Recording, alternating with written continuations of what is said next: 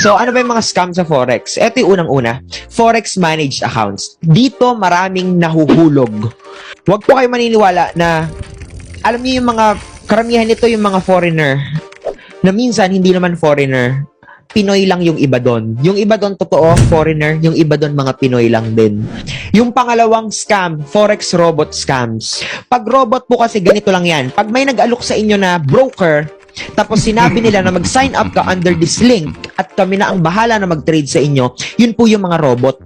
So, anong mali dito kay robot? Tao tayo. Hahayaan mo ba yung robot yung mag-manage ng pera mo?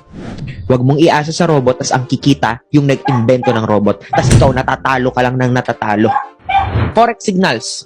Ito yung mga signal sellers. Ito yung mga nagbebenta ng signal nila.